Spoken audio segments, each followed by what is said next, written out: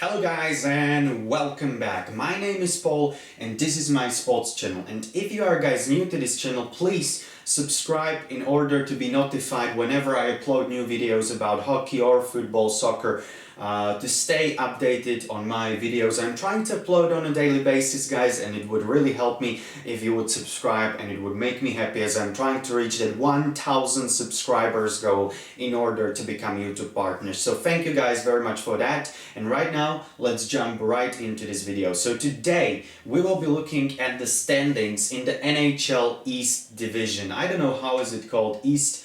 I do believe it's Mass Mutual or something like that right now because of the sponsorship reasons. But I have already done a look at the standings in the North Division, or so to call it Canadian Division. And right now I thought, let's look at the Eastern Division. So, of course, as we all know, this new season is very different from the last ones because the teams are playing only against their opposition from the same division. So Islanders, for example, just to pick Islanders, the first team. So Islanders this season are playing only against Washington, Boston, Pittsburgh, Philadelphia, New York Rangers, New Jersey Devils, and Buffalo. That's it. New York Islanders will not be playing against other teams until the playoffs, pretty much, and until, I would imagine, the final of the conference. So that's that, which I think is very important fact. And that's why some teams may be on, maybe doing not that great because they are always night and night playing against the same teams. They maybe don't really feel comfortable playing against those teams, but it is what it is. And I think that as the standings stand right now, it is so far pretty much as we probably expected. The first five teams definitely, I think we all knew that New York Rangers, New Jersey Devils, and Buffalo will be the last three in this division, or at least I thought that, and I think also the many other hockey fans thought that. And I think, as of right now, it is pretty clear that the playoff, or that to the playoffs will advance only the teams from the first five currently in the table. I think New York Rangers, New Jersey Devils, and Buffalo, they have very low chances of making it to the playoffs. I think Philadelphia has still a pretty good chance, as you can see. We'll talk about that also later, but Philadelphia has a 1 point better point percentage actually than Pittsburgh Penguins. And you also have to keep in mind and really pay attention to point percentages. Why? Because, well, it is not clear, we don't know for sure if we will finish the shortened regular season, the full shortened season. It may happen that some teams will not be able to play full, whatever it is. I guess it is 56 games schedule, so then point percentage will decide, I would assume, same as the last year, who will advance to the playoffs and who will not make it. But right now, let's start with the first team, New York Islanders. Personally, one of the biggest surprises for me, I do believe I predicted them before the season started to finish 5th. Or something like that. I probably did not have them in the playoff spot, but they are just playing well, not well, they are playing just unbelievably. First place, 34 points out of 25 games, 15 wins for Islanders, 6 losses, 4 OT losses or losses in overtime. So that's a grand total of 68% point percentage, the best in the Eastern Division. Their goal differential is plus 17, which is also good. And their special teams, well, power play is 22.7%, which is not that good, not that bad either. So it's a mediocre, and penalty kill pretty good for Islanders, over 83%. That's a solid number in penalty kill out there. But we all know that Islanders are mainly known for their defensive style of play, and the offensive part, don't get me wrong, it is also good, but of course Islanders are more known to really allow a lot less goals than other teams, and then they generally don't have to score that much. So of course yesterday I watched the game between Islanders and Sabres, Hockey Day in America, the first game, because it starts at noon Eastern and I'm living in Europe, so it started 6 p.m. my time, Central European time. So it's always nice when the games in America, start at this time, early time for Americans, but on the other hand, very attractive time for us Europeans. So yeah, I watched that game. Islanders, pretty good game. I do believe they are 6-0 against Sabres, so again, We'll talk about Sabres as well, but the Sabres are in a pretty tough position right now, and also Sabres fans. But we'll get to that in a minute. Okay, so the second team, Washington Capitals. Washington currently 32 points, just sitting 2 points below New York Islanders, but they have played one game less. They have 14 wins, 6 losses, and 4 OT losses, so these two numbers are exactly the same as Islanders, but they have 1 win less because they have played so far 1 game less. Point percentage for Washington, 67%, almost identical as in the case of New York Islanders. Their goal differential is +3, which is exactly the same as New York Rangers, which is another very interesting fact. And their power play percentage, pretty good. We all know that when you have Alex Ovechkin on the team, you probably would have a pretty good power play percentage. So they have over 26% of power play percentage so far. Penalty kill, 82%, pretty solid as well. So that's Washington. Also kudos to Washington because we all know that they have been missing some very key Russian players like Yevgeny Kuznetsov, Alexander Ovechkin, Ilya Samsonov, Dmitry Orlov. They have been losing them for 5 games because of the COVID protocol, and they still were able to play pretty solidly to win games even without those star players from Russia. So also Washington is proving that we must still count with Capitals as one of the biggest cup contenders for this season. Third place goes to Boston Bruins. Boston, 29 points currently, 22 games played, that is 2 less than Washington, 3 less than New York Islanders, so Boston has played a little bit of less games than these other top 2 teams. 13 wins for Bruins, 6 losses, 3 overtime losses or shootout losses, a point percentage of 66%. That's all. You look like the first 3 teams, New York Islanders, Washington Capitals and Boston Bruins, they have pretty much the same point percentage. Boston goal differential of +11, so positive goal differential for Boston. Power play clicking at over 24%. Penalty kill, the best in the league, 89.2%. That's just unbelievable. That number of penalty kill, 89.2%, almost 90% on the penalty kill. That's just amazing. Very good job for Boston on the penalty kill, even without Zdeno Chara, right, in the lineup, but they are doing a very great job indeed. Okay, so 29 points also for the Pittsburgh Penguins, currently the 4th team in the Eastern Division. 24 games played for Pittsburgh, 14 wins, 9 losses, 1 OT loss or shootout loss. So Pittsburgh, as you can see, compared to these other teams, Pittsburgh has not lost that many games in overtime or in shootout. They are either winning them or they are not playing that much of them.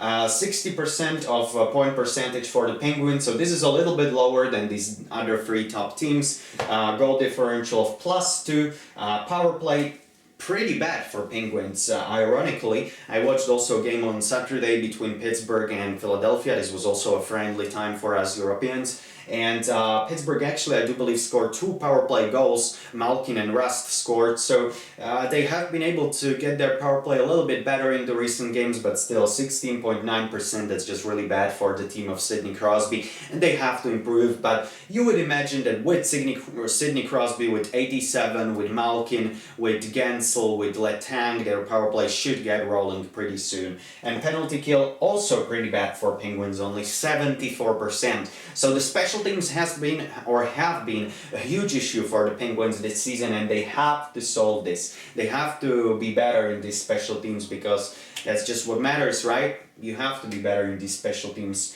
and Pittsburgh this season so far, they have not been able to do that. Especially power play and also penalty kill, pretty bad for Pittsburgh, honestly.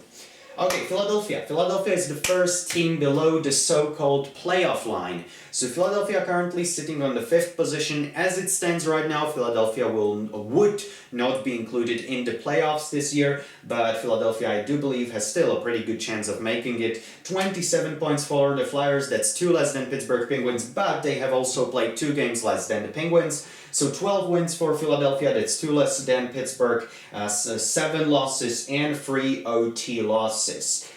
That's a 61 point percentage, so that's actually a better point percentage than Pittsburgh. So actually, if you were looking only at the points currently, Pittsburgh will be in the playoffs. However, if the regular season would not be played to the full extension from every single team, then it would go to point percentage, and in this case, Philadelphia would be over Pittsburgh Penguins, so that's very interesting. And +2 goal differential for the Flyers. Power play also not that good. They are also struggling on their special teams, the same story as Pittsburgh Penguins. So basically, the teams from Pennsylvania this season really struggling in the special teams. Power play 17.9% for Flyers. That's not that good. Penalty kill even worse than Pittsburgh Penguins, only 72.2%. So Philadelphia, same applies to Philadelphia as to the Pittsburgh Penguins. They just have to improve their special teams. That's just a must.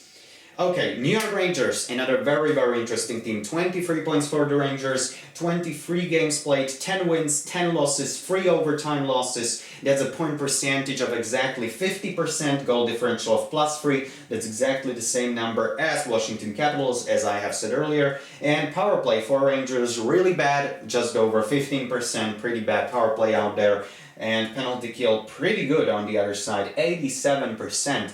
That's the second best penalty kill in the Eastern Division, right after Boston, which Boston is first. I do believe that Rangers have the fourth best penalty kill in the NHL. So at least in some statistics, Rangers are really at the top of the league, and that's penalty kill, which probably you would not expect before the season starts. You would expect more power play to produce, as long as you have there some talented guys like Mika Zibanejad, like Artemi Panarin, you have Kaapo Kakko, you have Kreider, etc., etc.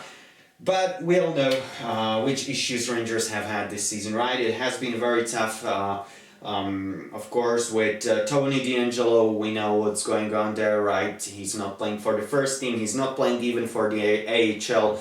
So, yeah, he probably, his career in NHL is pretty much over, I would think. Maybe he goes to Europe or whatever they decide to do with him. I really don't know what you do with him. And also very, very bad news for Artemi Panarin, currently not with the team for, I do believe, over a week. And that's because of the accusation in Russia. So yeah, it's like very tough. So I'm not going to comment on the accusation of Panarin, but he's just out. That's what matters to the coach. It's really bad. So they are losing their key players, and that really must hurt New York Rangers. Also, Kaapo Kakko was for a long time on the COVID protocol. He has recently returned, but New York Rangers have had a pretty rough times from the start of the season. And on the 7th position, New Jersey Devils, currently only 18 points out of 21 games played. That's 8 wins, 11 losses, 2 OT losses or shootout losses. That's a 43-point percentage, -15 goal differential. This is the first team in the Eastern Division which with actually minus goal differential. Power play only 12.9%. That's the worst power play in the Eastern Division. And penalty kill only 65.1%. I do believe this is the worst penalty kill in the league. So New Jersey Devils, yeah, pretty frustrating for the Jack Hughes probably. He has been playing really well, especially from the beginning of the season, or at the start of the season, but power play 12.9%, and especially penalty kill only 65%. That's just unacceptable, and they have to improve this. Especially penalty kill has been really bad for New Jersey Devils, but also power play, worst power play in the Eastern Division. Penalty kill obviously the worst in the league, so also you would assume that it is worst in the Eastern Division. So New Jersey Devils, a lot of issues for them, but just under them, Buffalo Sabres. Well, Buffalo Sabres, again and again we are talking about this. I'm sorry, Sabres fans, but it is what it is. Once again, Buffalo not living up to expectations. All of the Sabres fans were really excited when the Taylor Hall announced that he's going to be joining Sabres for a 1-year contract. But he's not producing. Jake Eichel is not producing. Of course, Jeff Skinner and his whole drama that is going on right now in Buffalo. He obviously did score yesterday against the New York Islanders, but that's just one goal. You are paying the guy $9 million per season. So there are a lot of issues in Buffalo, and Buffalo won't be a playoff team even this season. Only 15 points for the Sabres. Already 23 games played. Only 6 wins, 14 losses, and 3 overtime losses. That's just very frustrating for the Sabres fans. Honestly, Jack Eichel is not producing, nobody's producing in Buffalo. That's the thing. It's very bad. Only 33-point percentage for the Sabres. They are picking up only every third point, which is obviously not enough to make playoffs. Minus 23 goal differential, another very bad stat here. Power play 29.7%. That is pretty good indeed. The best power play in the Eastern Division. Penalty kill 82.3%. That's pretty darn good as well. So when you are a Sabres fan, at least you could say, well, we are at least pretty good in the special teams, and nobody can argue against that fact. Because indeed, Sabres have the best power play in the Eastern Division. Obviously, the penalty specialist, that's Victor Olofsson, I do believe already, with 6 power play goals this season. Also, Reinhardt is scoring some power play goals. So good kudos to Buffalo for having pretty darn good special teams, but it is not paying off so much, and they have only 15 points sitting at the very bottom of the Eastern Division. So yeah, that's pretty much it, guys. And was this for your Eastern Division? Definitely leave a comment down below, guys, and tell me who your favorite is to win the Eastern Division. I am very eager to read your comments, guys, and if you have not subscribed already, definitely subscribe, guys, right now. It would really help me a lot, mean to me a lot, and yeah. You will be also notified when I will release more videos about the NHL, so it's also a great thing and positive that comes with the subscription. So thank you very much, guys, for that. Hope you did enjoy today's analysis. And yeah, my prediction, personal, when you ask me, I probably would pick, well, it's very tough, man. Boston, yeah, I could see Boston making it the first place. Probably that's my